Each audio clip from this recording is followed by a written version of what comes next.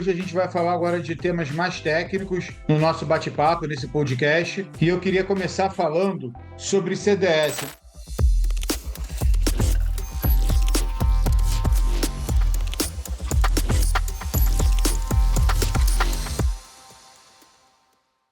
Muita gente pergunta, a gente vai conversar, fazer meetup, vai visitar a empresa, e muita gente pergunta, né, se deveria estar olhando hoje tudo em CDS, deveria estar fazendo tudo em CDS. A resposta é sim. A SAP fala, são mais de, não lembro agora, 30 mil, 350 mil linhas de código em CDS. Você olha nos ambientes mais novos, você já tem talvez uns 100 mil CDS, sendo que talvez uns 30 mil de processo, o resto é de texto, de value help, Search Help, né? Mas a gente olha, tem muito, olha a documentação da SAP, o help.sap.com, e bate lá CDS, VDM, você vê a quantidade e a infinidade de CDS que a SAP está disponibilizando. E quando a gente olha para o S4 Public, por exemplo, tudo é entregue em CDS. Ali não tem a opção de a gente estar fazendo um reporte ALV, fazendo qualquer outra coisa. Vamos chamar assim, né? Vamos falar que no S4 Rise a gente pode fazer tudo porque o usuário ainda continua acessando via SAP Guia. Deveríamos fazer tudo em CDS. Mas quando a gente chega no Public, a gente não tem opção. Quando a gente vai para o ABAP Cloud, vou melhorar, o ABAP no BTP, o projeto Steampunk, né? A gente não tem opção. Então, na verdade,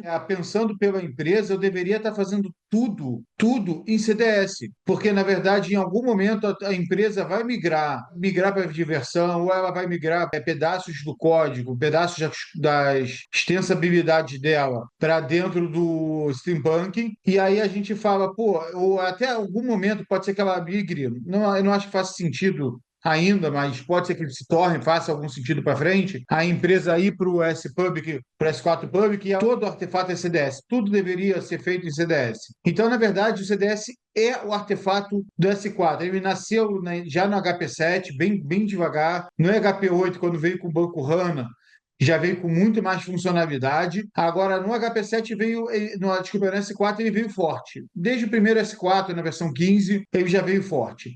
E agora, pô, mas eu vou fazer o CDS só para fazer CDS? Não. Por que eu deveria usar o CDS? Ele muda o paradigma, ele tem um paradigma de desenvolvimento novo. Talvez muita gente já tenha falado, mas eu acho que é difícil a pessoa entender. Para quem é ABAP, vamos chamar ABAP dinossauro, como eu, que já tem muitos anos, você deve levar para a camada do Application Server do ABAP o menor result set possível. Você deve trafegar, você deve processar a maioria dos seus dados em banco de dados. Pela primeira vez, a gente tem um banco de dados proprietário dessa SAP. Esse banco de dados ele é extremamente performático para alto volume de dados, para mega processamentos. A gente deveria estar usando ele ao limite. O que isso quer dizer? Isso quer dizer que eu deveria estar processando 99,5% da minha transação deveria estar rodando dentro do banco de dados.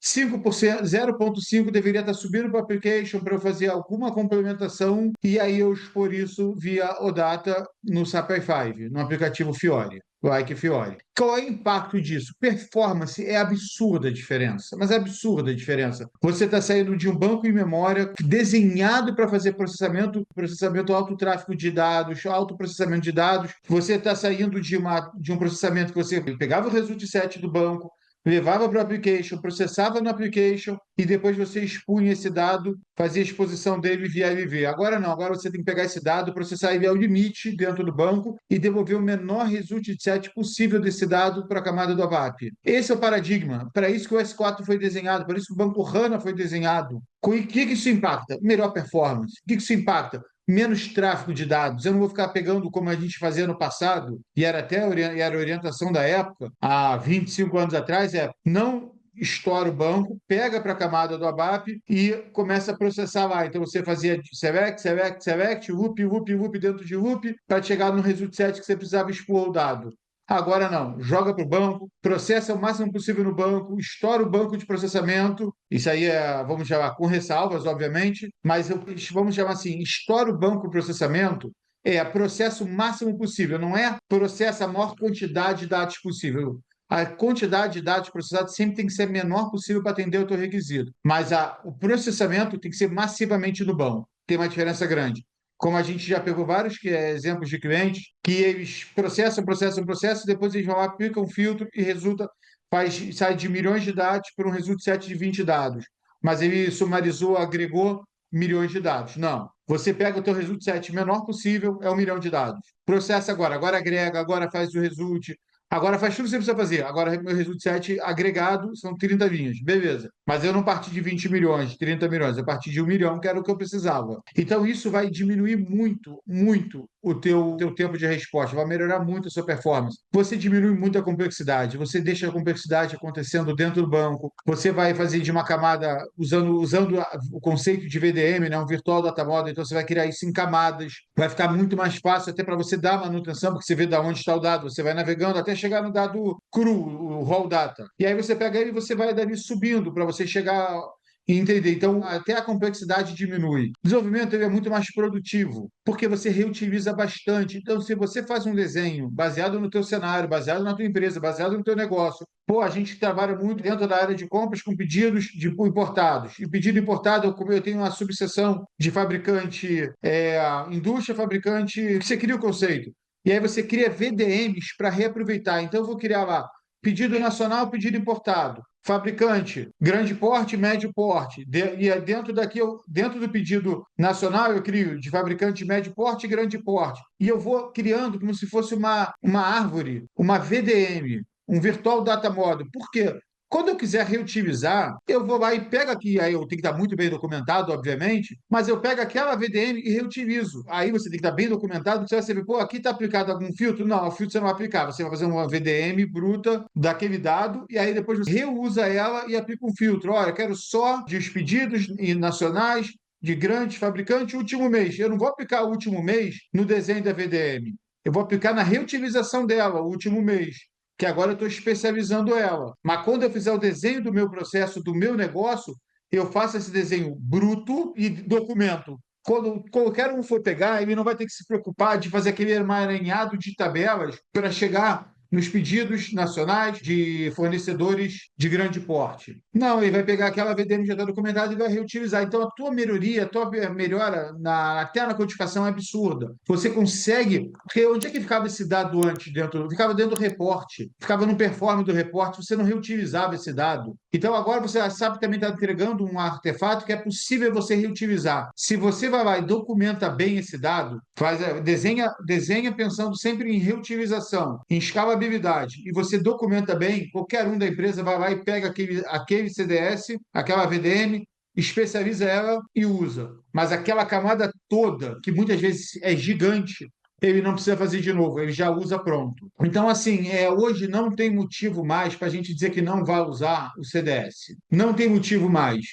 Qual é o problema? Eu não acho problema, mas qual é a obrigação? Você tem que fazer via Eclipse. CDS você não pode fazer via BAP, você não pode fazer via SAPGui, tem que fazer via Eclipse. Mas é o artefato da vez. Então, assim, hoje, na minha visão, não consigo entender por que os desenvolvedores da BAP ainda não usam CDS. Tem que, pô, pegar, tem muito material na internet, tem muito livro. A gente vai trazer mais materiais agora técnicos falando também sobre isso, acompanha com a gente, porque esse é o artefato da vez e esse é a melhor maneira de você botar a sua empresa no estado da arte na área de desenvolvimento. E aí tem muito a ver isso que eu vou agora continuar, a questão do processamento ABAP, né? A gente tem partido com vários projetos e aí a gente vai ver projetos que são simplificação da criação do pedido de compra, simplificação de uma nota de delivery, de entrega. Eu vou chamar isso de uma má arquitetura, botar código dentro da Vue, botar código dentro do projeto SAP i5. O projeto vai estar rodando todo dentro do S4, vai ser um projeto baseado em exposição via CDS, consumo via classe, pode ser RAP, pode ser qualquer outro formato, e a gente vai lá e abre a nossa view dentro do SAP i5 e começa a botar código ali de validação. As validações têm que ocorrer dentro do ambiente S4. Elas têm que ter, através de uma classe de determinação, uma classe de validação, elas devem ocorrer dentro da camada BAP. A gente deve ter o código unificado, um único ponto. Muitas vezes a gente, por uma melhor arquitetura, vai fazer um método que faz essa validação. Ele recebe os parâmetros, ele faz a validação. Então, eu não vou ter validação dentro do meu S4, dentro de uma classe, depois vou ter uma outra validação dentro da tela.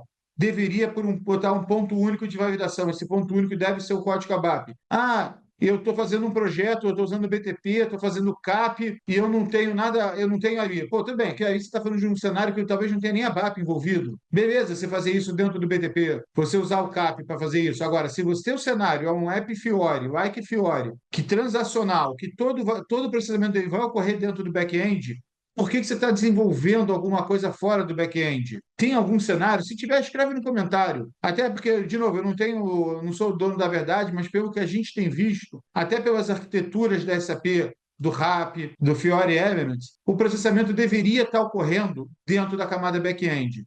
Então, eu tenho me deparado com alguns projetos, quando eu vou ver, mas, pô, eu boto o breakpoint, vou olhar, e eu vejo, pô, mas essa validação não está aqui no código. Ah, não, mas essa validação eu botei na tela. Então, é muito ruim você ter vários pontos de validação. Validação deveria ser um ponto único, aonde a minha regra de negócio está rodando. Porque eu acabo levando muita informação para a tela que não preciso só para poder validar. Acabo botando muita informação lá, até regras de negócio, que depois para eu dar manutenção não é o melhor lugar para eu botar, não é o melhor ponto para eu botar. Então, nesse ponto, as minhas determinações e validações devem estar ocorrendo dentro de classes do back-end. O RAP é um exemplo de framework para processamento de ação, determinação e validação. Tem outros. A Tachyonics também usa o conceito de classe para validação, determinação e ação. Então, assim, deveria estar uma classe estanque que faz todo esse processamento. Isso é a nossa recomendação nesse bate-papo. Agora, depois de a gente falar de CDS, falar de processamento, a gente falou de CDS, na exposição do dado, a gente falou do processamento do dado, né? O usuário acabou de preencher e apertou, deu um tab para perder o foco,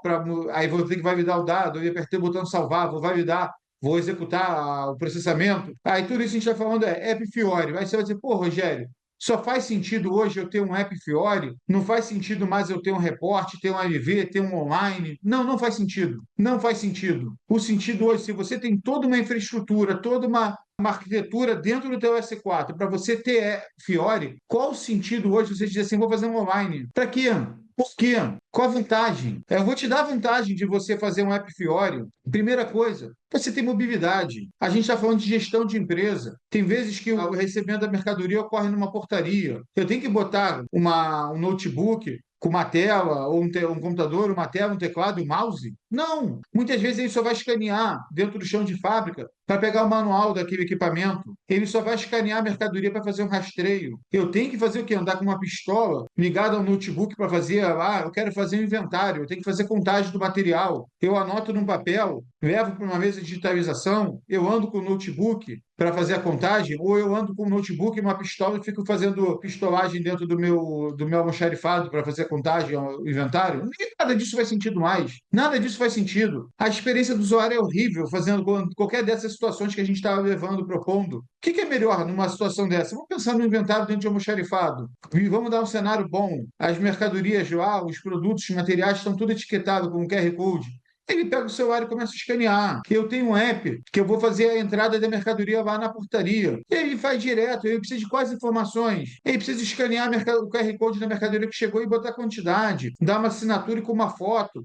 Imagina como a gente fazia isso antigamente. Como a gente ia pegar, tirar uma foto da mercadoria que chegou. Como a gente vai pegar e dar uma assinatura digital que chegou. Não tinha essas opções. Você tinha que ir para um computador, com teclado, com mouse. A produtividade para a empresa aumenta substancialmente. Processos que levavam antes muitos minutos, talvez um quarto de hora, 15 minutos, 20 minutos para ocorrer, você sai para segundos. A quantidade de processos que uma pessoa consegue executar nas mesmas 8 horas de trabalho é absurdamente infinito, porque o Fiori foi desenhado, e aí eu vou entrar no outro termo, para melhorar a experiência do usuário e trazer produtividade para a empresa. Esse é o mantra do Fiori. Agora, todo SAP Wi-Fi é um Fiori? Não. Não. Todo SAP Wi-Fi não é um Fiori. SAP Wi-Fi é um aplicativo feito em cima de um framework SAP Wi-Fi. Então, esse aplicativo, ele não é um Fiori. Fiori é quando você segue o Fiori Guideline, quando você pensa na experiência do usuário, quando você segue os paradigmas da SAP do do e don'ts. Fazer, do que fazer e do que não fazer. Vou dar um exemplo. Estamos aqui trabalhando nos microcharts. Aí eu posso pegar e tentar desenvolver um microchart tentar fazer desculpa o termo, fazer uma gambiarra para desenvolver um microchart que ele vai lá e me entrega. eu faço uma interação com ele, ou que ele vai ser atualizado a cada momento, eu vou fazer um microchart que ele vai ter interação, ou que ele vai usar filtro. Não foi feito para isso. Eu consigo pegar e recarregar um microchart cada vez que um filtro muda? Consigo. Estou seguindo o paradigma da SAP? Não. O paradigma da SAP para microchart é exposição rápida de um dado. Eles usam o termo para você pegar uma informação numa piscada de olhos. Não é para você botar diversas medidas. Não é para você botar uma infinidade de dados. Mais que 5, 6, 7, 8 dados dentro de um microchart está usando errado. A SAP fala, nesse momento, usa um gráfico da biblioteca VIS. Não usa o microchart. Então, a gente tem que pegar e fazer apps seguindo os paradigmas de SAP. Quando ela lançou o Fiori Guideline, com do e don't, não foi uma implicância com o desenvolvedor ou ela estava só cuspindo uma regra. Foi um trabalho de UX que foi feito. Hoje em dia todo mundo fala de UX, mas a SAP fez esse trabalho de UX sobre o que fazer e o que não fazer, como ter melhor experiência para o usuário e como não trazer essa boa experiência para o usuário. Então a gente tem que fazer o nosso aplicativo sempre ser o que eu chamo aqui dentro da Tachyonics, like Fiori. Ele sempre tem que seguir o paradigma do Fiori. Ele tem que ser um aplicativo criado em cima do Fiori Guideline, que eu sei que, no mínimo, eu estou respeitando a arquitetura da SAP e garantindo a melhor usabilidade do meu usuário, melhor usabilidade do aplicativo e ganho e produtividade para a empresa que está contratando a gente. Então, isso faz toda uma diferença. E, por último, eu queria falar com vocês, para a galera que já foi para o S4, que está usando ainda MV, para e dá uma olhada nos Analytic Embedded, os gráficos analíticos embarcados do SAP, dentro do S4. Eles são gráficos de processamento em tempo real, relatórios instantâneos. Eles são. Você vai lá, faz um relatório para trazer a sumarização dos dados da última quinzena, do último mês, comparando o real com o entregado. Você não precisa mais ter BW, você não precisa replicar esse dado nem para o BW da SAP. Antigamente, quando você não tinha o Banco HANA, você obrigatoriamente para processar a BSEG de uma empresa, de um mês de uma empresa, de um semestre, não dava para processar isso na camada do application, não dava, a máquina sentava. Você levava muito tempo, você dava timeout. Você tinha que jogar para um BW, o BW sendo um banco OLAP, você ia lá e processava. Aqui não, aqui você agora tem um banco OLAP dentro do S4. Ah, você está dizendo que vai substituir o Business Data Cloud ou vai substituir qualquer outra ferramenta Lake? Não, não disse isso. Eu disse que você vai processar em tempo real grande quantidade de dados, principalmente quando esses dados são só SAP, então só dados do S4. Eu não preciso levar para fora para processar. Ah, então eu posso processar os últimos 10 anos? Não, também não falei isso. Você tem que usar filtro, você tem que usar parâmetro, você tem que saber usar as ferramentas. Mas eu preciso processar e fazer uma comparativa do entregado mês a mês do último ano. Dá para processar dentro do S4?